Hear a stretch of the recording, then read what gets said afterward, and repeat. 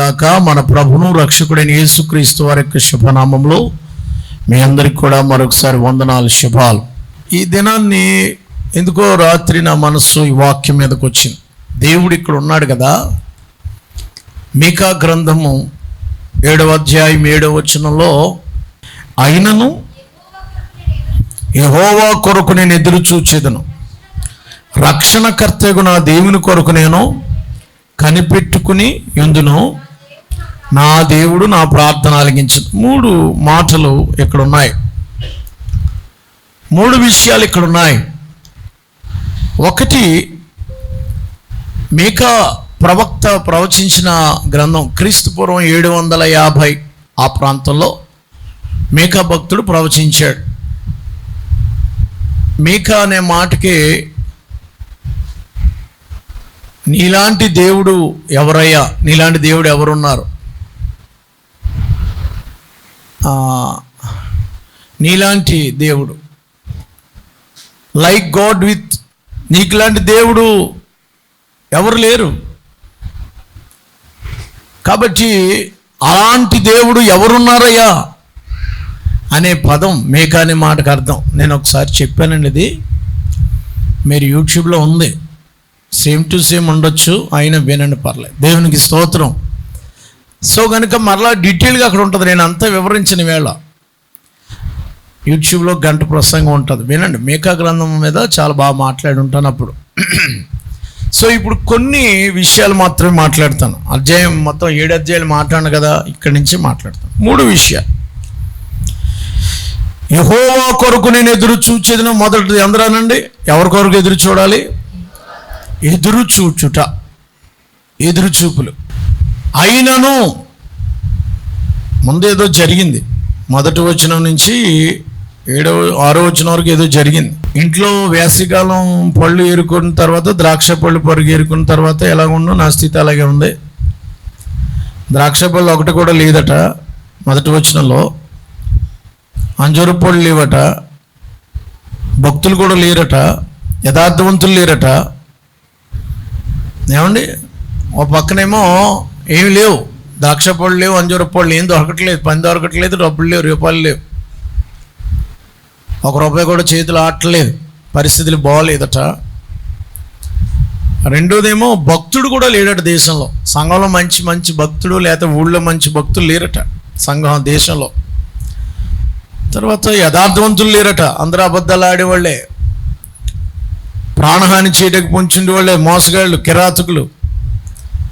వలలు వేస్తున్నారట, మళ్ళీ పైగా వల, వీడిని ఎలా పాడేద్దాం, వీడిని ఎలా లాగేద్దాం, దాన్ని ఎలాగ ఊబిలో దించేద్దాం, పాపంలోకి ఎలా లాగేద్దాం, వలలు వేస్తున్నారంట. వలలు ఒగ్గుతున్నారు అన్నది, అక్కడ వలలు ఒగ్గుతున్నారు.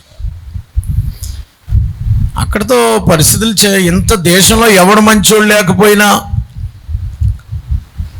ఏమంటే 2 చేతులతో వాళ్ళు కీడు చేసి బహుమానాలు కీడు చేపుకుంటున్నారంట. అధిపతులేమో లంచాలు కోరుకుంటున్నారట. ఏమండి ప్రియులారా, బ్రైబ్స్ కోరుకుంటున్నారు వాళ్ళు. తర్వాత న్యాయాధిపతులు లంచాలు పుచ్చుకుంటున్నారు. గొప్పవారు తమ మోసపు కోరికను తెలియజేయుదురు. అండ్ గొప్పవాళ్ళు మోసపు కోరికలు చెప్తున్నారట.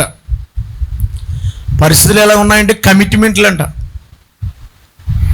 ఈ పని చేస్తే నువ్వు నాకేం చేస్తావు? ఆఫీసర్లు కమిట్మెంట్లు అడుగుతున్నారట. ఎంతమంది దొరికిపోలేదు, ఎంతమంది సిఐలు ఎస్ఐలు సస్పెండ్ అయిపోలేదు. ఆఫీసర్స్ ఏదన్నా పని చేయాలంటే, నేను నీకు ఈ పని చేస్తే నాకేంటని అడుగుతు, పని చేయమని అడుగుతుంటే గ్రూపుల్లో బయటకు వచ్చేస్తున్నాయి. ఇటీవల కాలంలో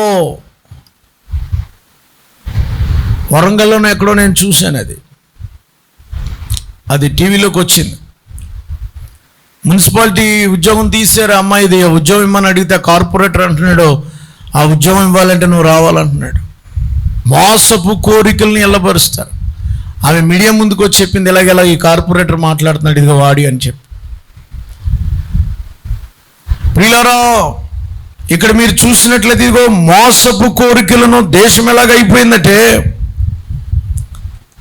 గొప్పవారు తమ మోసపు కోరికలను తెలియజేయుదురు, అలాగనే వారు ఏకపట్టుగా నుండి దాన్ని ముగిస్తారు. ఏకపట్టు పట్టేస్తున్నారు. కొంతమంది ఆఫీసులో ఏం చేయలేదో తెలియక ఇలాంటి అన్యాయాలకి, అగత్యాలకి గురైపోతున్నారు. అంటే ఏమండి, ఈ మేకా గ్రంథం ఎప్పుడు రాశారండి? అమ్మ ఎప్పుడు రాశారు ఇది? క్రీస్తు పూర్వం 750 సంవత్సరాల దగ్గరలో రాశారన్నాను కదా. ఇప్పుడు ఉన్నాయి లేవు ఈ సిచ్యువేషన్స్? ఈ అధ్యాయంలో 1 నుంచి 4 వరకు 3 వరకు చదువుకున్నాం. ఇప్పుడు ఉన్నాయి లేదా? జరుగుతున్నాయి లేదా? అయ్యే సేమ్ టు సేమ్ ఉన్నాయి లేదా? దేవుడికి తెలుసు, మానవ నైజం దేవుడికి తెలుసు. పాపానికి లాగేవారు, వలలొగ్గేవారు కొంతమంది అయితే స్వేచ్ఛగా ఒక స్త్రీ కానీ ఒక పురుషుడు కానీ ఉద్యోగం చేసుకోలేకపోతున్నారు. పురుషుల్ని కూడా అలాగే చేస్తున్నారు కొంతమంది స్త్రీలు. వాళ్ళని కూడా లాగే వాళ్ళు ఉన్నారు. ఏం ఆశ్చర్యపోక్కర్లేదు. భర్తలనే చంపేస్తున్నారు. అప్పుడే నేను 4 కేసులు చూశాను ఈ సంవత్సరంలో. అవి చిన్నవి కాదు, పెద్ద పెద్ద క్రైమ్ స్టోరీలు కూడా జరగవు, అలాంటివి జరిగాయి. మోసగత్తులు, కిలాడీలు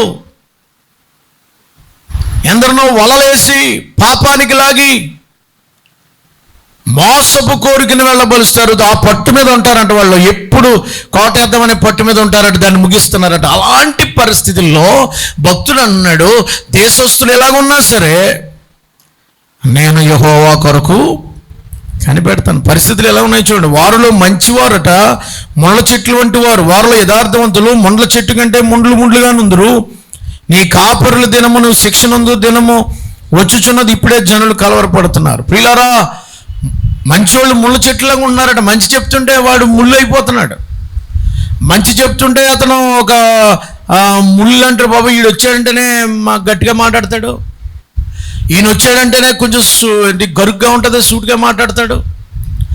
నీతి కోసం మాట్లాడే వాళ్ళు అంటే ముళ్ళ చెట్లులాగా అయిపోయారట జనాలకి. 5వ వచనంలో స్నేహితుని యందు నమ్మకించవద్దు. ముఖ్య స్నేహితులు కూడా అలాగే ఉన్నారట. స్నేహితులు మోసం చేసేవాళ్ళు అయిపోతున్నారు. పక్కనాడు స్నేహితులే కానీ నాకు దెబ్బేసింది ఆడే కదండి. స్నేహితులే మనల్ని పడగొడుతున్నారు, స్నేహితులే మనల్ని అప్పగిస్తున్నారు. ఎవరో కాదు, మన గుట్టు రట్టు బయట పెట్టి మనల్ని దెబ్బేసింది ఎవరు? స్నేహితుడే. 6వ వచనంలో కుమారుడు తండ్రి నిర్లక్ష్య పెడుతున్నాడట. కుమార్తె తల్లి మీదకి, కోడలు అత్తగారి మీదకి లేస్తుందంట. ఎవరింటి వారు వారికే.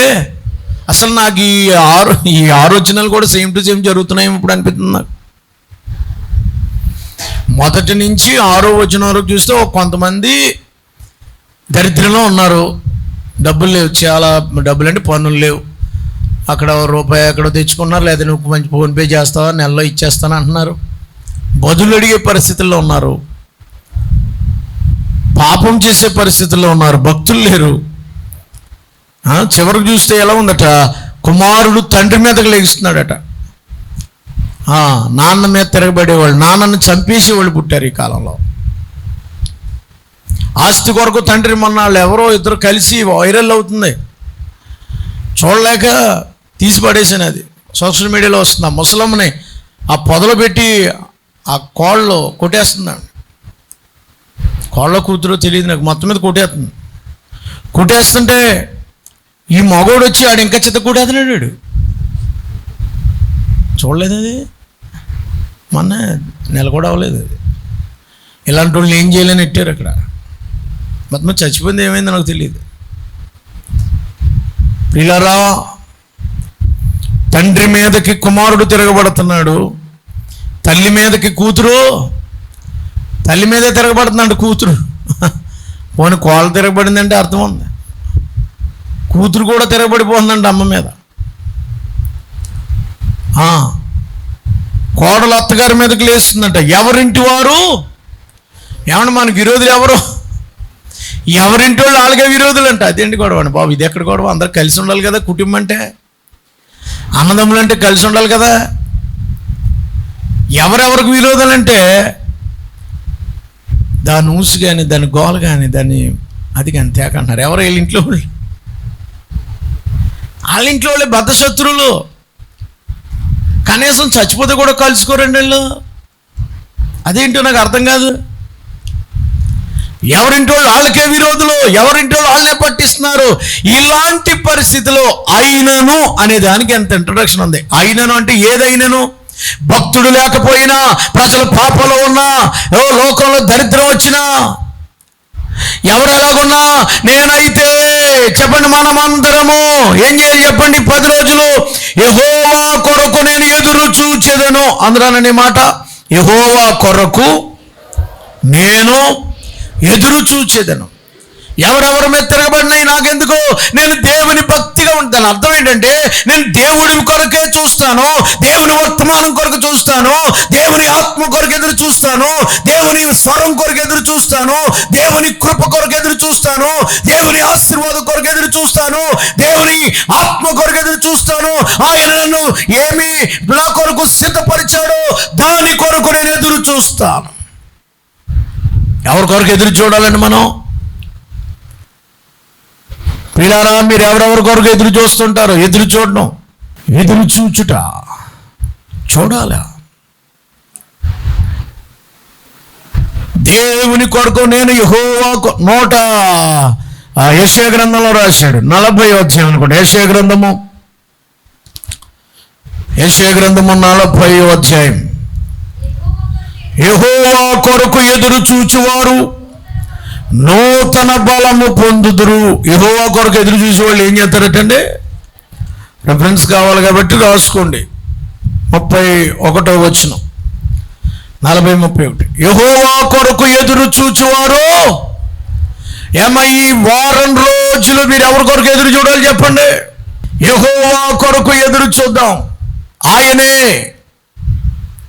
యెహోవా కొరకు ఎదురు చూడండి.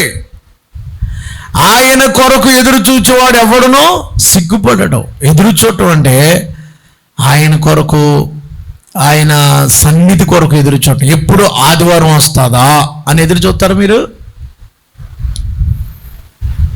ఎప్పుడు ఆదివారం వస్తుందా ఎదురు చూడటం అంటే 42వ కీర్తన మొదటి వచనం. ఎదురు చూడటం అంటే ఏంటి? 42వ కీర్తనలాగా ఉండాలట. చూడండి, 42వ కీర్తన మొదటి వచనం. దుప్పి నీటి వాగులు కొరకు వాసిపడినట్లు. ఎదురు చూడడంలో ఏముంటుందంటే, మీకు ఎదురు చూడడానికి అర్థం అవడానికి చెప్తాను. అమ్మఒడి వేస్తాం అన్నారు అనుకోండి, బుక్లో పడిందా లేదా?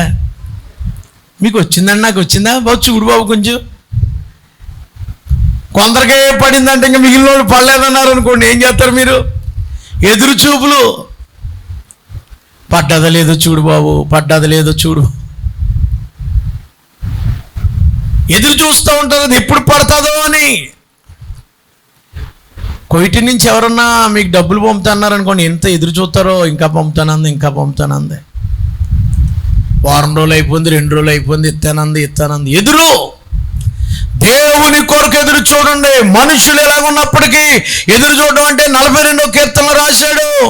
ఆ కింద రాస్తాడు, దుప్పి నీటి వాగుల కొరకు ఎదురు చూచినట్లుగా దేవా నీ కొరకు నా ప్రాణము. నీటి కొరకు ఎంత తహతహలాడిపోతామో, వాటర్ కొరకమా ఎదురు చూడటం అంత దప్పిక. దేవుని సన్నిధి కావాలని, దేవుడు నన్ను దర్శిస్తాడని, దేవుని స్వరం నాకు వినపడుతుందని, దేవుని వాక్యం ద్వారా నన్ను గద్దిస్తాడని, దేవుని వాక్యం ద్వారా నన్ను తాకుతాడని ఎదురు చూపులేయి. లోకం వాటి కొరకు ఎదురు చూపులు, ఎవడో ఏదో పంపుతాడని ఎదురు చూపులు,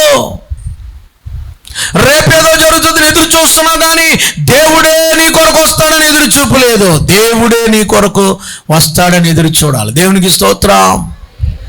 ఆయన సన్నిధి కొరకు మనం ఎదురు చూద్దాం. ఈ వారం అంతా కూడా ఎదురు చూస్తూ ఉండాలి. ప్రభు ఎప్పుడు తాగుతాడు? ఆయా సమయాల్లో ఎదురు చూడటం అంటే మీకు ఇంకొక మాట చెప్పాలి. యోహాను సువార్త 5వ అధ్యాయంలో ఉంటుందండి. అక్కడ బెతస్తా అనే కోనేరు ఉందట. తెలుసు కదా మీకు? ఏముంది? బెతస్తా కోనేరులో ఎన్ని మంటపాలు ఉన్నాయి చెప్పాలా? ఎన్ని మంటపాలు ఉన్నాయి? 12 ఉన్నాయా? మార్చేది బైబిల్ మొత్తం 12 గుమ్మాలు అన్నారు అనుకోండి, 5 గుమ్మాలు అంటది. మొత్తం మీద మనకు ఉండాలి ఇక్కడ ప్రతి వారం. దేవునికి స్తోత్రం కలుగును గాక. 5 మంటపాలు ఉంటాయి. 5 మంటపాల్లో అక్కడ ఎవరుంటారండి? కుంటివారు, గుడ్డివారు, మోగవారు, ఓచ చేయగలవారు, సకల రోగులు అక్కడ ఉంటారు. ఎందుకని? ఇప్పుడు బాగుపడాలని అక్కడ ఉన్నారు. బాగుపడాలని ఉన్నప్పుడు ఎలా బాగుపడతారండి? ఒక సిస్టమ్ ఉందండి అక్కడ. బెతస్దా కోనేరండి. కోనేరు అంటే చెరువు చక్కగా కట్టారు చుట్టూ. ఇప్పటికే ఉంది, మీరు వెళ్ళి చూడవచ్చు. అది ఫెస్ట్ ఏమంటారు దాన్ని, విహారయాత్ర కింద పెట్టేశారు అది ఇజ్రాయెల్ దేశంలో. ఆ కోనేరులోకి వెళ్ళి కుంటోళ్ళు గుడ్డోళ్ళు మోగోళ్ళు అందరూ ఎందుకు ఇక్కడ ఏం చేయాలంటే వాళ్ళు బాగుపడాలంటే ఏం చేయాలంటే ఎదురు చూసేవారుగా ఉండాలి. ఎందుకనంటే దేవదూత వస్తుందటండి అక్కడికి. ఎప్పుడు వస్తుంది దేవదూత? ఎప్పుడు వస్తుందండి? 5 గంటలుగా, 9ంటిగా, 7 గంటలుగా? టైం తెలితే ఇంకెందుకు? ఆ టైంకి వస్తా. ఆ టైంలో రాదు. అది ఏ టైంలో వస్తుందో తెలియదు. 24 గంటల్లో 10 సార్లు రావచ్చు, లేదా అసలు రాకపోవచ్చు, రేపు రావచ్చు. అది ఎప్పుడు వస్తుందో ఎదురు చూడాలా. అది రాగానే ఆ నీరుని ఇలాగెలా కదుపుతుందట. కదపగానే ఎవరు ముందు నీటిలో దూకుతారో ఎట్టి వ్యాధి గలవాడైన స్వస్థపరచబడిపోతున్నాడట. దేవునికి స్తోత్రం. ఇప్పుడు బాగుపడాలంటే ఏం చేయాలి చెప్పండి నాకు బ్రదర్, చెప్పండి. ఇప్పుడు నేనేం చెప్పాను? కోనేరు ఉంది, రోగులు ఉన్నారు, దేవదూత వచ్చి కదుపుతుంది. ఎవరు ముందు దిగి దూకుతారో వాళ్ళు బాబు. ఆ పేరే ఇక్కడ ఇట్టాడండి రావులపాలెం, బెతస్దా అని. అది బైబిల్లో ఉంటుంది 5వ అధ్యాయంలో. సరే, ఇప్పుడు బాగుపడాలంటే ఏం చేయాలి బ్రదర్స్ నాకు చెప్పండి. ఇప్పుడు దేవదూత ఎప్పుడు వస్తుందా అని అలాగే ఎదురు చూసి టక్కన దూకేయాలంటే ఏ రోగమైనా బాగుపడిపో. దేవునికి స్తోత్రం. ఏ రోజున దేవుడు ఎవరితో మాట్లాడతాడో, ఏ రోజు నన్ను తాకుతాడో, ఏ రోజున ఏ విధమైనటువంటి అభిషేకంతో నింపబడతాను, ఏ రోజు నీకు స్వస్థత కలుగుతాడో, ఏ రోజున దేవుడు నీ జీవితంలో ఈ 3 రోజులు ఏదో ఒక కార్యం చేయబోతున్నాడని యెహోవా కొరకు మనం ఎదురు చూడాలి. నా ప్రాణమా, కిందకి వెళ్ళిపోతే 42వ కీర్తనలో, నా ప్రాణమా నాలో నీవేలా కృంగి ఉన్నావు, ఎందుకు తొందరపడుతున్నావు? యెహోవా యందే ఎదురు చూడటం అంటే హోప్, నిరీక్షించటం. ఎదురు చూడటం అంటే ఏంటంటే హోప్ అనమాట. నా ప్రాణమా ఎందుకు కుంగురు ఉన్నావు? కృంగిపోయాడంట. ఎందుకు కృంగిపోయావు? ఎందుకు వంగిపోయావు? ఇంకెప్పుడు నీ దేవుడు ఏమయ్యాడని అంటున్నారండి. ఇంకెప్పుడు దేవుని సహాయము, ఇంకెప్పుడు దేవుడు నన్ను తాకుతాడు, ఇంకెప్పుడు ఈ కష్టాలు బయటపడతాయి, ఇంకెప్పుడు ఈ అప్పుల నుంచి బయటపడతాను, ఇంకెప్పుడు నా బిడ్డల విషయంలో మేలు జరుగుతుందని ఎదురు చూస్తూ ఉన్నాడు. అక్కడ కింద అంటాడు, ఇంకనూ యెహోవా యందే నమ్మిక ఉంచు, ఆయనే నీ రక్షణ ఆధారమనియో, ఆయనే నా దేవుడనియో నేను యెహోవాను గురించి. అందులో హోప్ ఉంది. ఎదురు చూస్తున్నారు వాళ్ళు. కోరహ కుమారులు రాశారు కదా, 42వ కీర్తన దావీదు రాశాడా? అది దావీదు ఎలాగ అన్నాడంటే కుదరదు. సో కనుక కోరహ కుమారులు ఎదురు చూస్తారు. ఎందుకంటే బయటికి అయిపడ్డారు వాళ్ళు. వాళ్ళ నాన్న చేసిన తప్పులకి వీళ్ళ మీద పడింది శిక్ష. సరే, మనం ఇప్పుడు ఏం చేయాలంటే మొదటిది నీటి కొరకు ఎంత వేసవికాలంలో ఎంత తహతహలాడిపోతామో, అమ్మ కొన్ని మంచినీళ్ళు ఇవ్వమంటాము, అలాగే యేసయ్య కొరకు ఈ 4 రోజులు ఎదురు చూచుదము గాక. అప్పుడు దేవుడు మిమ్మల్ని దర్శించును గాక. ఆయా సమయాల్లోనుంది అక్కడ. ఏ సమయమో తెలియదు. ఆయా సమయాల్లో ఏ రోజున చూడు, మన వాళ్ళు ఆఖరి రోజున మంచి చూడొస్తాడంట అని మానేశారనుకోండి, మొదటి రోజు అయిపోయింది. దేవునికి స్తోత్రం. మళ్ళీ రమ్మంటే రావు.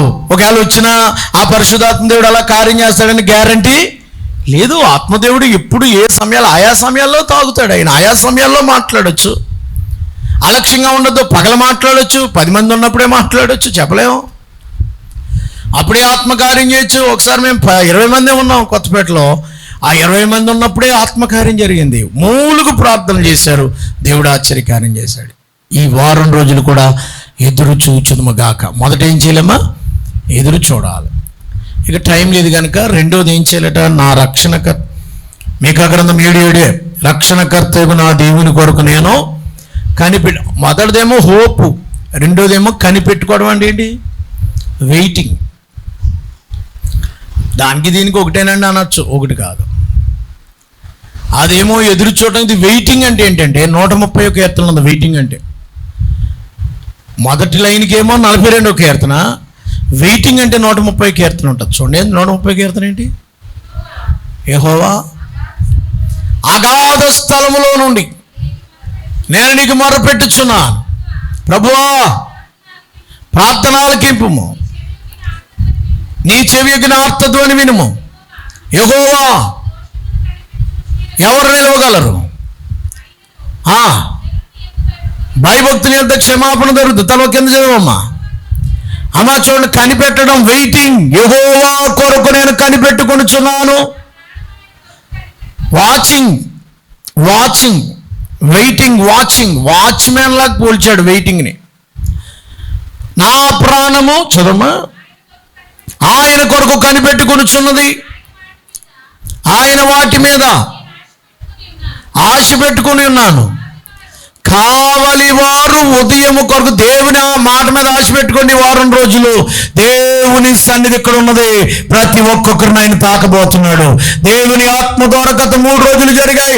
ఆయన సన్నిధి ఇక్కడ మాట్లాడుతుండగా, ఆయన సన్నిధి కుమ్మరించబడుతుండగా ఆయన మాట మీద ఆశ పెట్టుకోండి. కావలి వారు ఉదయం కొరకు కనిపెట్టుట కంటే ఎక్కువగా నా ప్రాణము ప్రభు కొరకు కనిపెట్టుకొనుచున్నది.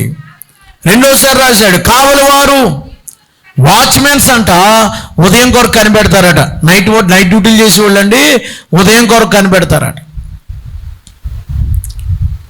నాకు ఒక నర్సు గారు SMS పంపించారు, నైట్ డ్యూటీస్ అయ్యారు ప్రార్థన చేయండి. ఏంటో మరి డే డ్యూటీస్ కోసం నైట్ అన్నది ఆవిడ. కారణం ఏంటంటే నైట్ డ్యూటీస్లో మరి కష్టం ఉంటుందో ఏముంటో తెలియదు, ఎప్పుడు తెల్లారిపోద్దో.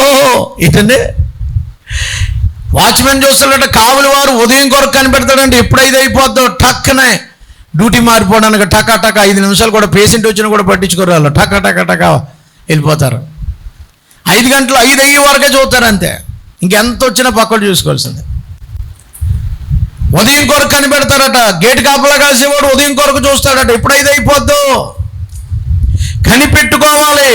వాచింగ్, దేవుని సన్నిధి కొరకు కనిపెట్టుకునేవారుగా ఉండాలట.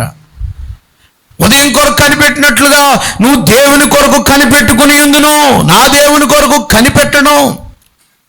రాత్రి అదే చెప్పాడు, కనిపెట్టి ప్రార్థన చేయండి. పరిశుద్ధాత్మ కొరకు వాళ్ళు ఏం చేశారండి? కనిపెట్టుకుని ప్రార్థన చేశారు. కనిపెట్టుడి. యెహోవా కార్యముల కొరకు కనిపెట్టి చూడండి, కనిపెట్టుకుని ఉండండి. దేవుడు ఏ సమయం వస్తాడో కనిపెట్టుకోవడం అంటే ఆయన ఉదయకాలం వస్తాడు. ఆ సమయం చూడండి. మత్తయి సువార్తలో రాశాడు కనిపెట్టుకోవడం గురించి. అక్కడ రాశాడు మత్తయి సువార్త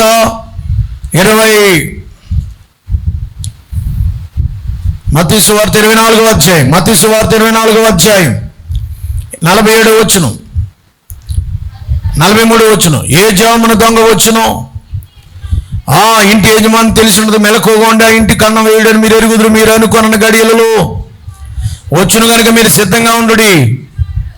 ప్రియులారా, 48వ వచనం కింద చదివితే ఆయన ఏ జామున వస్తాడో తెలియదు. ఆయన ఏ టైంలో వస్తాడో ఏ గడియలో వస్తాడో మనకు తెలియదు. కనుక మనం ఏం చేయాలంటే మెలకువగా ఉండి కనిపెట్టుకుని ప్రార్థన చేయాలి. కనిపెట్టాలా. ఆయన రాత్రి వేళ ఏ జామున వస్తాడో, తెల్లవారుజామున వస్తాడో, మిడ్నైట్లో వస్తాడో, ఆ దినమైనను ఆ గడి అయినను మీకు తెలియదు. కనుక మీరేం చేయాలి? మార్క్స్ వార్త 13వ అధ్యాయము, మార్క్స్ వార్త 13వ అధ్యాయం 33 చదవండి. అందుకే పాట పాడతా. మార్క్స్ వార్త 13వ అధ్యాయం 33వ వచనం. జాగ్రత్త పడుడి, మెలకువగా ఉండి ప్రార్థన చేయుడి. అమ్మా, ఈ వారం రోజులు మెలకువగా ఉండి కనిపెట్టుకుని ప్రార్థన చేయండి. ఆ కాలం ఎప్పుడు వచ్చినో మీకు తెలియదు. ఒక మనుషుడు తన దాసులకు అధికారం ఇచ్చి ప్రతి వాని ద్వారపాలకు నిల్లి విడిచి దేశాంతరం పోయినట్టు ఉండను. ఆ ఇంటి యజమానుడు ప్రొద్దుకుంకు వేళ వచ్చును, అర్ధరాత్రి వచ్చును, కోడి కుయ్యి ముందు వచ్చును, తెల్లవారునప్పుడు వచ్చును, ఎప్పుడు వచ్చునో మీకు కనిపెట్టుకోవాలా. పొద్దుడు వస్తాడో, మధ్యాహ్నం వస్తాడో, రాత్రి వస్తాడో, తెల్లారిపోయికి వస్తాడో తెలీదు.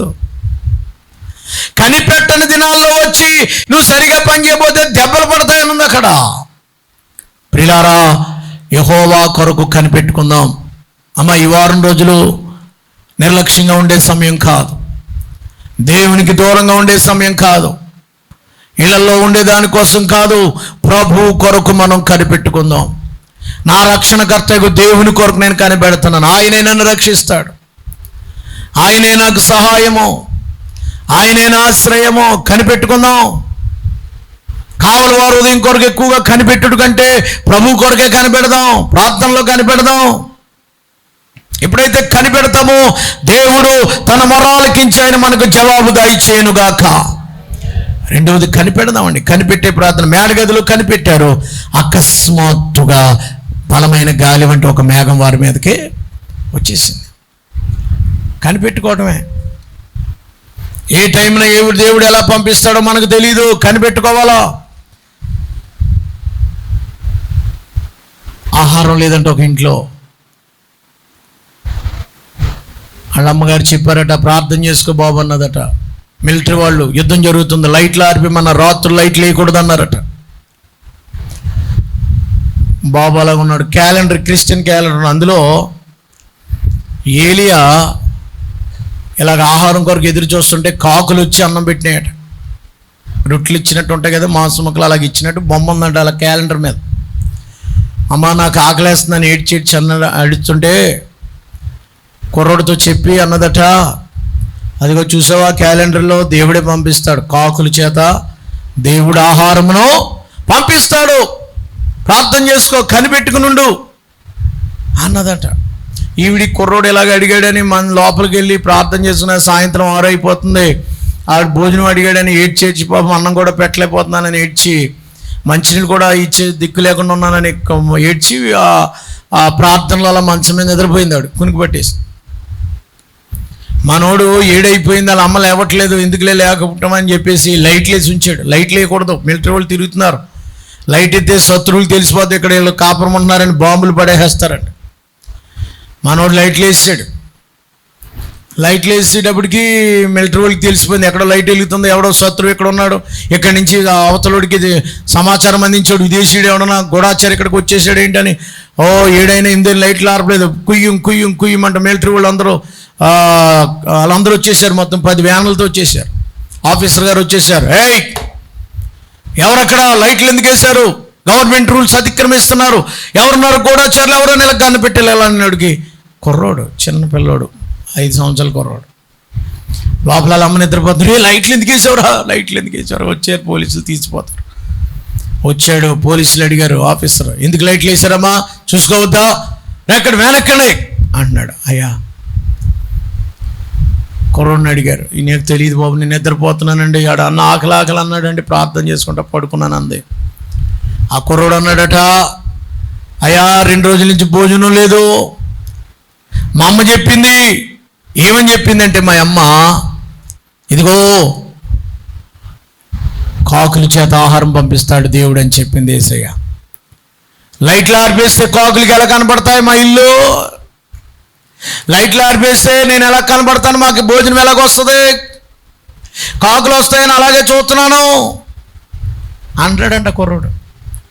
ఆ కుర్రోడు మాటకి ఆ పోలీస్ మిలిటరీ ఆఫీసర్ జాలిపడి వ్యాన్ ఎక్కించుని తీసుకెళ్ళిపోయి లైట్లు ఆరిపోయింది. మిలిటరీ గోడౌన్స్లో, మిలిటరీ షెల్టర్స్లో నుంచి యుద్ధం అయ్యే వరకు మిలిటరీ వాళ్ళు భోజనం పెట్టమన్నాడట. ఏ భోజనం వాళ్ళకే, మిలిటరీ భోజనం. మిలిటరీ హోటల్ అని ఉంటుంది, తెలుసా మీకు ఎప్పుడైనా? ఎలా ఉంటుంది మిలిటరీ హోటల్? మిలిటరీ భోజనం అంటే హై క్లాస్ ఫుడ్. మిలిటరీ వాళ్ళు అంటే బలమైన ఫుడ్ తింటారు వాళ్ళు, స్ట్రాంగ్ ఫుడ్. చక్కని కక్క ముక్క, పాలు, బిస్కెట్స్ చాలా ఖరీదైన ఉంటాయి. ఇప్పటికీ మిలిటరీ ప్యాంట్రీ కాకినాడలో ఉంది. ఎక్స్ సర్వీస్ మెన్లు అందరికీ ఫ్రీ, అక్కడ సగం రేట్లకో ఫ్రీకో ఇచ్చేస్తారు. మిలిటరీ భోజనం చూసారా? ఈ కాకులు రాలేదు, కాకి బట్టలు వేసుకున్న కాకిల్ని పంపించాడు దేవుడు. దేవునికి స్తోత్రం చెప్పండి. ఆ కాకిలు వచ్చినాయి. కాకి బట్టలు అంటారు కదా, కాకి బట్టలు నల్లగా ఉన్నాయి అనుకోకండి, అది కాకి కలర్, దానికి పేరు. ఆ కాకులు వచ్చాయి. ఎదురు చూచుట ఎవరి కొరకు? నేను ఇంకను యెహోవా కొరకు ఎదురు చూచేదను, నేను ఇంకను ఆయన మీద ఆశ పెట్టుకుందును, ఆయనే నా రక్షణ, ఆయనే నా సహాయకుడు, ఆయనే నా విమోచకుడని కనిపెట్టుకొని ఉండండి. ఇది రెండోది. మూడోది, నా దేవుడు నా ప్రార్థన, మై గాడ్. ఇక్కడ అన్ని కూడా నాలే, ఎన్నిసార్లు ఉంటాయి చూడండి, నాలో. మై గాడ్, మై గాడ్, నా దేవుడు నా ప్రార్థన అంటాడు. అమ్మ ఎవరంటాడు? మేకా గారికి ఏ విధమైన ప్రవచనం వచ్చిందని నా దేవుడు అనండి, ఆ మాట అనండి. నా దేవుడు వాళ్ళ ప్రార్థన వింటాడు అని ఉందా? నా దేవుడు వాళ్ళ చేతి వింటాడు, వాళ్ళ చేతి వింటలేదు, ముందు నువ్వు చెయ్యి. నా దేవుడు నా ప్రార్థన వింటాడు. అమ్మా నువ్వు ప్రార్థన చేస్తే ఎవరో చేస్తేనే కాదు, ఏలియాలాగా నువ్వు కూడా కన్నీళ్ళు విడిస్తే నీ ప్రార్థన కూడా దేవుడు వింటాడు. గట్టిగా దేవునికి స్తోత్రం చెల్లిద్దాం. నీతో కూడా మాట్లాడతాడు, నీకు కూడా వరములు ఇస్తాడు, నీకు కూడా దర్శనం ఇస్తాడు, నీకు కూడా అభిషేకం ఇస్తాడు. నా దేవుడు, ఎవరి దేవుడు? నా దేవుడు నా ప్రార్థన. ఎవరి ప్రార్థన? ఉందా విశ్వాసం? నా ప్రార్థన కీర్తనలో కూడా ఉంటుంది. అక్కడ 42వ కీర్తనలోనే నా ప్రార్థన నాకు తోడుగా, ఆయన ప్రార్థనైనా రాత్రి వేళ ఆయన ప్రార్థన ఆయనకు తోడుగా ఉంటుందంట. నీ ప్రార్థన చేసుకుని నీకు తోడుగా ఉంటుంది. ఎదరోళ్ళు చేస్తారో తెలియదు. ప్రార్థన ఎంతమంది ప్రార్థన చేస్తున్నారండి? మనం ఒక గొప్ప ప్రేయర్ వారీస్. మనం ప్రార్థనలు ఆలకించేవాడు దేవుడు. నాకు మొరపెట్టువారందరికీ ప్రార్థన చేసుకోవాలి కదా. ప్రార్థన చేయరు కొంతమంది. ప్రార్థన 3 రకాలండి, అది చెప్పి ముగించేస్తాను. మీకు తెలుసా గానుగెద్దు? గానుగాడితో తెలుసు కదా, ఎద్దు తెలీదా? గానుగా అంటే తెలియదు. గానుగాడించినప్పుడు ఎద్దు ఉంటుందండి, చూశారు బాబు? పెద్దోళ్ళు చెప్పండి, మన వాళ్ళకి తెలియదు. ఎందుకంటే వీళ్ళకి గ్రైండర్స్ మిక్సీలు వచ్చేసాక గానుగ అంటే ఏంటి తెలియదు. గానుగా నుంచి ఎద్దు ఉంటుంది, ఇలాగ దానికి ఒక గాడి ఉంటుంది, అలాగే తిరుగుతుంది గానుగెద్దు. ఆమె ఎలా తిరుగుతుంది చెప్పట్లేదు మీరు? గానుగెద్దు ఎలా తిరుగుతుంది? దాని అర్థం ఏంటి? కొంతమంది ప్రార్థన, నన్ను దీవించు, నా బిడ్డను దీవించు, నా భార్యను దీవించు, నన్ను కాపాడు, నన్ను కాపాడు, నన్ను కాపాడు, నా అమ్మను కాపాడు. ఇంకిదే ఎదరికెళ్ళదు, ఇంకిది ఇక్కడే తిరుగుతుంది ఈ ప్రార్థన. ఇక్కడెక్కడే, ఈ బయటికి వెళ్దాం. కొంచెం మంచి ప్రార్థన అయితే మా పాస్టర్ గారు అంటాడు అంతే. ఇంకా కొంచెం మంచిది మా సంఘం అంటదేమో. ఇంకా కొంచెం మంచిది మా వీధి అంటది. ఇంకా అంతకు మించి వెళ్తుంది ఈ ప్రార్థన. ఇక్కడెక్కడే తిరుగుతుంది అనుకో నీ ప్రార్థన. ఏ ప్రార్థన? గానుగెద్దు ప్రార్థన. ఎద్దిది గానుగెద్దు, ఇక్కడే తిరుగుతుంటుంది కొంతమంది. ఇంకెంతసేపు స్వార్థమే. ప్రియులారా, నీ ప్రార్థన దేవుడు ఆలకిస్తాడు. రెండో ఎద్దు ఉంది, అది ఎద్దు ఏంటంటే మున్సిపాలిటీ ఎద్దు. అది ఆ ఎద్దు ఏంటండి? మున్సిపాలిటీ ఎద్దు ఉంటే తెలుసండి బాబు మీకు. అదేం చేద్ది? ఎక్కడ చేస్తుంటే అక్కడ ఆగిపోద్ది. ఏంటి? ఈ చెత్త నా మీద వేసేయండి, ఈ చెత్త నా మీద వేసేయండి, నెట్టుకెళ్ళిపోతాను, చెత్త వేసేయండి, చెత్త వేసే వరకు కలలో చెత్త వేసేయండి, చెత్త వేసేయండి అంటది. ఈ ప్రార్థన ఏంటంటే చూసిందల్లా అది ఇచ్చే ప్రభా, ఆ ఇల్లు ఇచ్చేయి, ఆ బీరువి ఇచ్చేయి, ఆ బంగారం ఇచ్చేయి, ఆ చీర ఇచ్చేయి, ఆ ఇల్లు ఇచ్చేయి, ఇది ఇచ్చేయి. ఇంకెంతసేపు చూసిందల్లా అడగడం. ఈ చెత్త అంతా అడుగుతుంది. చెత్త ప్రార్థన ఇది. భోగాల నిమిత్తం అడుగుతుంది తప్ప అవసరాలు అడగదు. అవసరాలు అడిగితే తప్పు లేదండి. చూసిందల్లా కావాలంటుంది. ఏద్దు అది బాగా ఎక్కుతుంది మీకు. దేవునికి మొదటిది ఏద్దమ్మా గానుగెద్దు. రెండోది ఏంటి? మున్సిపాలిటీ ఎద్దు. చూసిందల్లా పక్కోళ్ళకి అది ఉంది ప్రభా, నాకు లేదు. పక్కోళ్ళని చూసుకుంటుంది ఎద్దు. ఆగిపోయి అన్నీ కోరుకుంటుందట. ఆ ఎద్దు ప్రార్థన కాదు. ఇంకొక ఎద్దులు ఉన్నాయి. ఆ ఎద్దు ఏంటో తెలుసా? అరక దున్నే ఎద్దట. 2 కాళ్ళు ఎత్తుకుని ఇంకేం అడగదట ఎద్దు. నా యజమానుడు ఎలా చెప్తే, యజమానుడు ఫలాల కోసం, యజమానుడు యొక్క పంట కోసం, యజమానుడు కొరకే దున్నుతుంది కానీ తన స్వార్థం కోసం దున్నదా ఎద్దు. ఏమ్మా పొలం దున్ని ఎద్దు తనకి ఏమన్నా చూసుకుంటుందా? ఈ దున్నటమే దాని పని. ఫలితాలన్నీ ఎవరికే? రైతుకే. ఆ దాని పని దున్నటమే. పంట అంతే. దానికి ఏమన్నా ఆశ ఉందా? లేదు. మన ప్రార్థన ఎలా ఉండాలంటే మన దేవుని కొరకు మనము దున్నేవారుగా, ప్రార్థనా పరులుగా ఉండాలా. దేవునికి స్తోత్రం. ప్రార్థన చేయాలి. నా దేవుడు చెప్పండి.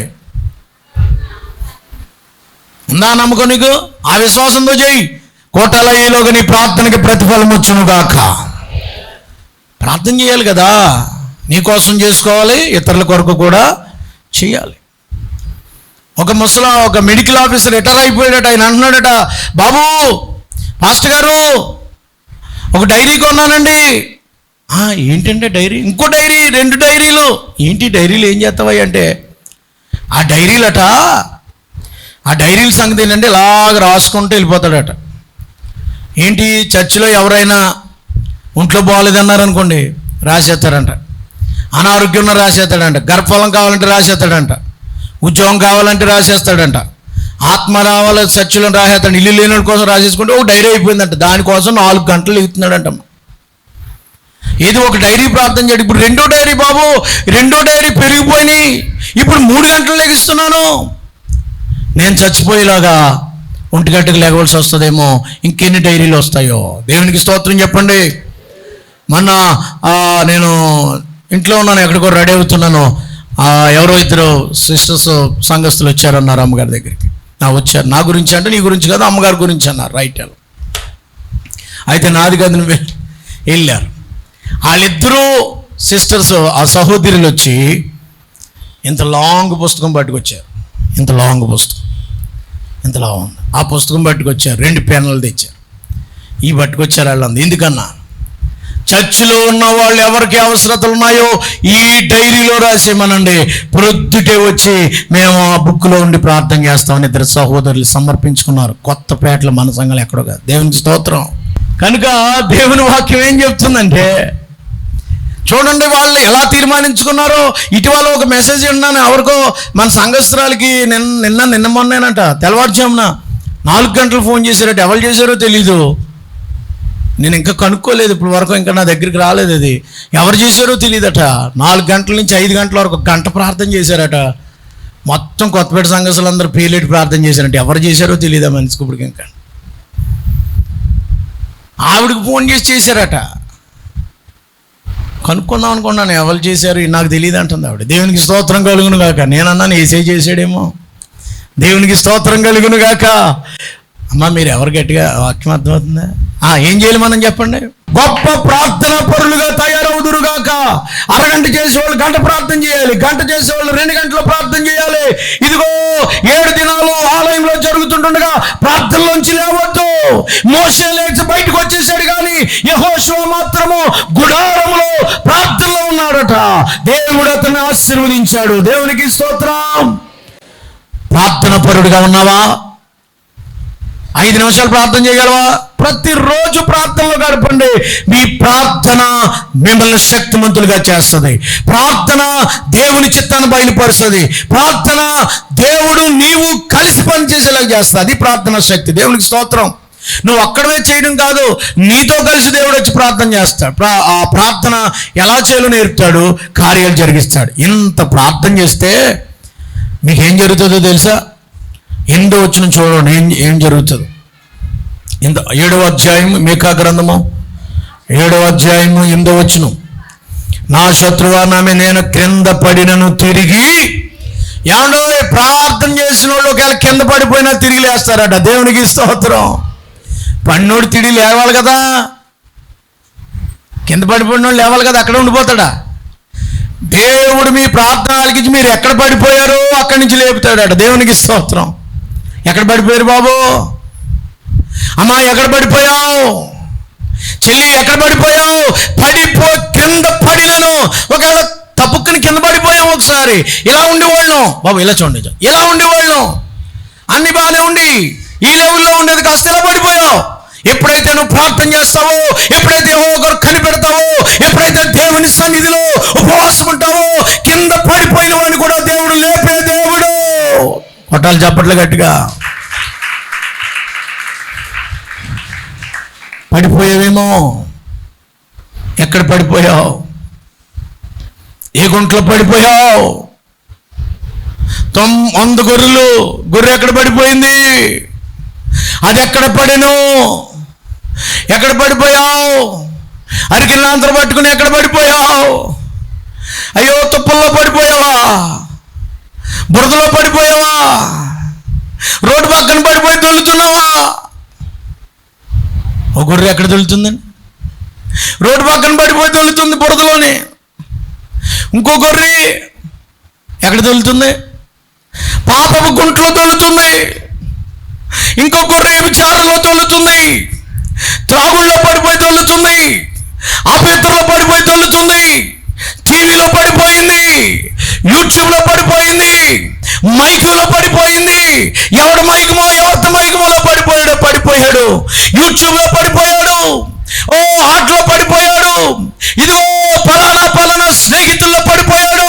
ఎక్కడ పడిపోయావో దేవుడి కూటాల్లో నిన్ను లేపడమే ఈ కూటాల ఉద్దేశం. దేవునికి స్తోత్రం. పడిపోయిన నిన్ను లేపాలి. అప్పుల్లో పడిపోయావో లేపుతాడు.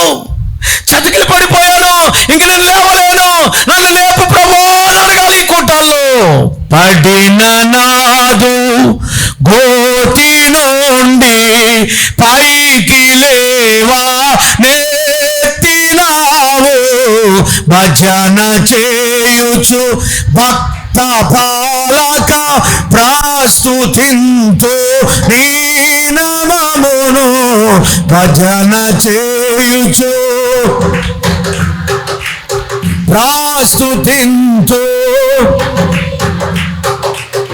రుజనములపై గయము, రుజనములపై గయమునిచ్చిన విజయుడా నిన్ను, భజన చేయుచు ప్రస్తుతింతు పడి చెడినవాడా నైన నన్ను చేరదీసి బ్రోచినావు, చెడినవాడా నైన నన్ను చేరదీసి బ్రోచినావు, పడిన నాదు గోతి నుండి పడిన పైకి లేవానెత్తినావు, భజన భక్త పాలక ప్రస్తుతింతు. హల్లెలూయా. 41వ కీర్తన ఉన్నట్టుగా 40వ కీర్తనలో చికట గల దొంగ ఊబిలో కూరుకుపోయిన నిన్ను ప్రభువా అని పిలిస్తే ఆయన లేపే దేవుడు. ఎక్కడ పడిపోయావో, ఏ స్థితిలో పడిపోయావో, ఏ స్థితిలో పడిపోయావో కదండి. ప్రకటన గ్రంథం 2వ అధ్యాయంలో ఎఫెసీ సంఘం గురించి అంటాడు. అక్కడ ప్రకటన గ్రంథము 2వ అధ్యాయము ఎఫెసీ సంఘం గురించి మాట్లాడాడు. అక్కడ 2వ అధ్యాయము 5వ వచనం, నీవు ఏ స్థితిలో నుంచి పడితివో అది జ్ఞాపకం చేసుకుని మారు మనసు పొందే మొదటి క్రియలు చేయము, అట్లు చేసి నువ్వు మారు మనసు పొందితే సరి, లేకపోతే హరి, నేను ఎడల నీ వద్దకు వచ్చి నీ దీపస్తంభాన్ని లాగేస్తాను అన్నాడు. అంతే, దాని అర్థం అదే కదా. ఏమండో, ఏ స్థితిలో నుంచి పడిపోయావో, ఎక్కడి నుంచి ఏ స్థితిలో పడిపోయావో, ఏ దొంగ ఊబిలో కూరుకుపోయావో, ఏ చికట గల ఊబిలో కనెక్షన్ పెట్టుకుని ఆయనతో ఆవిడతో అక్రమ సంబంధాలు పెట్టుకుని బయటికి రాలేకపోతున్నావో, ప్రభువా ఈ కూటాల్లో పడిపోయిన నన్ను లేపు. ప్రార్థన చేస్తాడట, కింద పడిపోయినా మళ్ళీ లేపుతాడట. దేవునికి స్తోత్రం కలుగు. ఒకసారి అలా జారి పడిపోతే ఎవరు చూడడం, మెల్లిమెల్లిగా లేచిపోయి దులుపుకొని సిగ్గుపడిపోయి కదా, అలవాటు ఉంది కదా, మళ్ళీ ఎవరైనా చూస్తారేమో. ఒకసారి బండి మీద ఎలాగ వెళ్ళిపోయాను నేను. ఎలాగా భవానీ నగర్కి అలాగే వెళ్ళాలి కదా, ఆ రోడ్డు ఏదో కట్టేసి నేను ఇలాగ వెళ్ళిపోయాను. ఆ గట్టు మీద నుంచి బండి మీద గమ్మున కింద పడిపోయాను. గబగబా అందరూ వచ్చేస్తున్నారు, ఏం తగ్గలేదని అలా లేచి నడిచి వచ్చేయనంత మళ్ళీ సిగ్గు కదా. బలి నవ్వుందా నేను పడిపోయినంటేనే. దేవునికి స్తోత్రం కలిగిన పడిపోయిన వెంటనే లేచిపోతాం. అమ్మ, పడిపోయిన వెంటనే లేవడం మానవ లక్షణం. దేవుడు లేపుతాడు. దేవునికి స్తోత్రం. అక్కడే ఉండిపోకూడదు. పడిపోవడం మానవ నైజం. పడిపోతాం, గమ్ముని ఎక్కడో దిక్కుని పడిపోతాం కదా. పడిపోయినాడు ఇంక అక్కడే ఉండిపోతాను. నేను పడిపోయినా ఇంక రాను చర్చికి, ఇంక నాన్నకడిపోయాను, ఇంక అక్కడే ఉంటానంటే దేవుడు ఏమన్నాడు? ఆ స్థితి నుంచి లేస్తే పర్లేదు, లేకపోతే దీపస్తంభం పడిపోతాం. అక్కడి నుంచి లేవడానికి కూటాలి. దేవునికి స్తోత్రం కలుగును గాక. పడిపోయిన జీవితాలను దేవుడు లేపును గాక. ఇది మొదటి ఆశీర్వాదం. 2వ ఆశీర్వాదం 7వ అధ్యాయం 2వ ఆశీర్వాదము 2వ 11వ వచనం చూడండి. 11వ వచనం, టైం లేదు కనుక ఒక్కొక్క నిమిషం ఒక్కొక్క ఆశ్రమం చెప్తాను చూడండి. నీ గోడలు మరలా కట్టించు దినం వచ్చుచున్నది, అప్పుడు నీ సరిహద్దులు. ఏమండో ఈ వారం రోజులు ప్రార్థన చేయడంలో మీకు జరిగే మొదటి ఆశీర్వాదం పడిపోయిన వాళ్ళు లెగుస్తారట. రెండోది మీ సరిహద్దులు విశాలపరుస్తాడట. దేవుడు మీ సరిహద్దులు విశాలపరచును గాక. అంటే దాని అర్థం ఏంటి? ఈవేళ మీరు 10 మంది మీద అధికారిగా ఉన్నారు, 20 మంది మీద అధికారి అవుతురు గాక, అంటే ప్రమోషన్ వచ్చును గాక. ఈవేళ మీరు 100 రూపాయలు కూలి అందుకున్నారు, రేపటి నుంచి 200 అందుకుందరు గాక. ఆమెనంటేనే జరుగుతుంది అంటలేదు మీరు. మీ సరిహద్దులు ఈవేళ ఈ సంఘం ఇక్కడ ఉన్నది కాస్త ఇంకా విశాలం అయిపోను గాక, అంతే, అలాగ వెళ్ళిపోను గాక. సరిహద్దులు విశాలపరచడం, మన జీవితాలు విశాలపరచబడాలి. నువ్వు చదువుల్లో విశాలపరచబడాలి, నువ్వు చేసే జాబ్ విశాలపరచబడాలి. Extend my territory. అయ్యా, ఎకరం పొలం చేస్తున్నావా? దేవుడు నీకు 2 ఎకరాల పొలం చేయడానికి అవకాశం ఇస్తున్నాడు. విశాలపరచమని అడగాలి, అడిగితే ఇచ్చేస్తాడు నీకు కోటాలయ్యేలోగా. దేవునికి స్తోత్రం. నమ్ముతున్నావా? నమ్మాలి. దేవునికి స్తోత్రం కలుగా. 3వ ఆశీర్వాదం, టైం లేదు ముందుకు వెళ్తున్నాను చూడండి. 3వ ఆశీర్వాదం ఏంటంటే 14వ వచనం చూడండి. కరువు అన్నాడు కదా అక్కడ. 7వ వచనం మొదటి వచనంలో కరువు అన్నాడు కదా. 14వ వచనం ఏంటి? నీ చేతి కర్ర తీసుకుని నీకు కర్మేలుకు చేరినా ఏం జరుగుతుంది? అక్కడ నివసించి నీ స్వాస్థ్యం వారిని మేపును, బాషానులోను గిలాదులోను వారు పూర్వకాలం మేసినట్టు. పూర్వకాలం ఎంత సమృద్ధిగా ఉండేదో అంత బాషాను గిలాదులు అన్నట్టు సమృద్ధి అట. మీరు సమృద్ధిగా దేవుడు మిమ్మల్ని మేపునుగాక, పచ్చిక గల చోట్ల మిమ్మల్ని మేపునుగాక. యెహోవా మీకు కాపురగా ఉండి ఆ బాషాను అడవులు, బాషాను తోటలు, గిలాద్, అబ్బబ్బబ్బా ఎంత బాగుంటాయో తెలుసా. బాషాను ఆవులు ఎంతలా ఉంటాయంట. మీరు జెర్సీ పోతులు తెలుసండి? జెర్సీ ఆవులు దున్నపోతులాగా ఎంతెంత ఉంటాయి కదా. దున్నపోతులు కదా, పెద్ద పెద్ద ఆవులు. అలాగా బాషాను ఆవులు అంటాడు ఒక చోట. అలాగున దేవుడు మిమ్మల్ని మేపునుగా కంటే సమృద్ధిగా మీకు అనుగ్రహించునుగాక. తర్వాత 15వ వచనం, ఎన్నో ఆశీర్వాదం ఇది? 4వ ఆశీర్వాదం. ఐగుప్తు దేశంలో నుండి నువ్వు వచ్చి జరిగినట్లు నేను నీ జనులకు అద్భుతాలు కనపరుతునుగాక. దేవుడికి స్తోత్రం చెప్పండి. ఈ వారం రోజుల్లో దేవుడు అద్భుత కార్యాలు చేయునుగాక. ఏ అద్భుతాలండి? ఏ అద్భుతాలమ్మా? ఐగుప్తు దేశంలో నువ్వు వచ్చినప్పుడు చేసిన అద్భుతాలు అనగా ఎర్ర సముద్రం 2 పాయలుగా చేర్చబడుతుంది. అలాంటి అద్భుతం నువ్వు చూస్తావు. మన్నా కురుస్తాం, బండ నుంచి నీళ్లు రావటం, 10 తెగుళ్ళు వదిలిపోవటం, ఎవరికో కూడా కూలిపోవటము, యోర్దాను నది దాటడము, పాములు చనిపోవటము, అద్భుతమైన కార్యాలు దేవుడు ఈ కూటల్లో జరిగించునుగాక. 4వ ఆశీర్వాదం 5 చెప్పిన చూడండి. 18వ వచనం చివరికి వచ్చేస్తుంది. తన స్వాస్థ్యములో శేషించిన వారి దోషమును పరిహరించి వారు చేసిన అతిక్రమములను విషయమై వారిని క్షమించు దేవుడైన నీతో సముడైన వాడెవరున్నారు? ఆయన ఎవరటండి? క్షమించే దేవుడట. ఎంత ఘోర పాపనైనా, ఎంత దుర్మార్గుడినైనా, ఎంత పనికిమాలిన పచ్చి తాగుబోతునైనా, పచ్చి వ్యభిచారినైనా, పచ్చి అబద్ధికుడినైనా, పచ్చి బూతులు తిట్టేవాడినైనా, పచ్చి దుర్మార్గుడినైనా, నరాంతకుడినైనా మార్చే దేవుడు ఆయన ఎవరట? క్షమించే దేవుడట. నీకులాగా చూడండి, లైక్ గాడ్ విత్ యూ. నీకు లాంటి వాడు ఎవడు? నీకు లాంటి నీతో సమమైన దేవుడు ఎవరైనా ఉన్నారా? చివరి ఆశీర్వాదం, ఆయన జాలిపడే దేవుడటండి. 19వ వచనంలో జాలిపడే దేవుడట. నీ పాపాలు క్షమించటమే కాదు, నీ పాపాలన్నిటినీ కూడా సముద్రపు అగాధంలో పడవేస్తాడు. బాబు నీ పాపాలు నీకు గుర్తున్నాయా? ఒక ఆయన అన్నాడు, పాస్టర్ గారు నా పాపాలు నాకు నీళ్ళలాగా ఎంటాడుతున్నాయి. నీళ్ళలాగా ఎక్కడున్నాయి? లేవు. ఎక్కడ పడేస్తానన్నాడు ఆయన. నీ పాపాలు ఒప్పుకున్నావా? గుర్తు తెచ్చుకోడైనా, ఒప్పుకొని ఇడిచిపెట్టే. నీకు గుర్తుంటాయేమో, ఆయన పట్టుకెళ్ళి ఎక్కడేస్తున్నాడు? ఎక్కడేస్తున్నాడు? నీ పాపంలో పడమటికి తూర్పు ఎంత దూరమో, తూర్పుకి పడమటికి దూరం చెప్తారు మీరు ఎవరన్నా? తూర్పుకి పడమటికి దూరం ఎంతండి చెప్పమనండి. ఎవడన్నా నాసా బేసా ఎవడు చెప్పలేడు. ఎవరి తరంగా దేవుడు ఒక్కడే. దేవునికి స్తోత్రం. అంతగా మన పాపాలు దూరం చేసేస్తే ఇంకా ఆడి పాపి అది ఇలాంటిది ఇది ఇలాంటిది నువ్వు గుర్తెట్టుకున్నావు. మానేశాడు ఆయన, ఎప్పుడో వచ్చి క్షమించేసాడు ఆయన. దేవునికి స్తోత్రం. అగాధంలో వేసేసాడు మన పాపాలు. ఒక కుర్రోడు అలాగే సముద్రంలో రాళ్ళు ఇసురుతున్నాడట. అవి బయటకు వస్తాయమ్మా? రావు. అక్కడ రాసుకున్నాడంట, నా పాపాలు దేవుడు అలాగే వేసేసిన గాక. దేవునికి స్తోత్రం. నీ పాపాలన్నీ సముద్రంలో వేసిన వాళ్ళు మళ్ళీ వస్తారా? దేవునికి స్తోత్రం కలుగును గాక. చివరి ఆశీర్వాదం ఏంటో తెలుసా? అక్కడ ఒక మాట అన్నాడు. ఏమిటమ్మా 7వ వచనంలో 30 కాదు 20వ వచనంలో, పూర్వము కాలమునను పితరులు అబ్రహాము యాకోబు ప్రమాణం చేసిన సత్యము కనికరమును నీకు, అబ్రహాముకు చూపిన సత్యం, అబ్రహాముకు చూపిన కనికరం, అబ్రహామును ఆశీర్వదించినట్లుగా కనికరము దేవుడు చూపే దేవుడు, జాలిపడే దేవుడు అని ఉంది అక్కడ 19వ వచనంలో. 18వ వచనంలో జాలిపడే దేవుడు, కనికరించే దేవుడు. ఏ విషయంలో కన్నీళ్ళు కారుస్తున్నావో అబ్రహాముని కనికరించాడు. కరువులో అబ్రహాం కనికరించాడు, పిల్లలు లేనప్పుడు కనికరించాడు, శత్రువులు వచ్చినప్పుడు కనికరించాడు, అందరికంటే ఆశీర్వదించాడు. అబ్రహాములాగా యాకోబును కనికరించినట్లుగా దేవుడు మిమ్మల్ని కనికరించి కృపా సత్యములు చూపునుగాక. తల వంచండి. ఏం చేయాలి ఇప్పుడు మనం? 7 రోజులు ఏం చేయాలండి? ఎదురు చూడాలి. ఏం చేయాలండి? కనిపెట్టాలి. ఏం చేయాలండి? ప్రార్థన చెయ్యాలి. చేస్తా తల వంచాలి. చిన్న ప్రార్థన. అద్భుతాలు కావాలంటే చెయ్యి, లేత అక్కర్లేదు, నీ ఇష్టం. పడిపోయిన స్థితిలో లేవాలంటే చెయ్యి. ఎక్కడ పడిపోయాను? నన్ను లేపోయా బాప్తిజం పొందానయ్యా, పడిపోయినేసయ్యా. అడిగమ్మా, ఎక్కడ పడ్డావు? ఎక్కడ పడిపోయావు?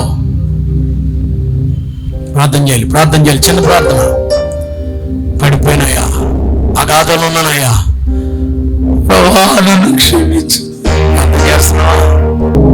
అద్భుతాలు చేయి ప్రభువా, విస్తరించు ప్రభువా, క్షమించు దేవా, కనికరించు దేవా. ఇన్ని ఉన్నాయండి. ప్రార్థన చేస్తే మహాపరిశుద్ధుడు అయిన మా తండ్రి, వెతుబడిన వాక్యం ఫలింపచేయండి. నీ కొరకు ఎదురు చూచే సంఘముగా, నీ కొరకు కనిపెట్టే సంఘముగా, నీ స్వరము కొరకు, నీ దర్శనం కొరకు, నీ కృప కొరకు, వాళ్ళ ప్రార్థనలకు జవాబు కొరకు, నా ప్రార్థనను దేవుడు ఆలకిస్తాడని నిరీక్షణతో ప్రార్థించే సంఘముగా సిద్ధపరచు.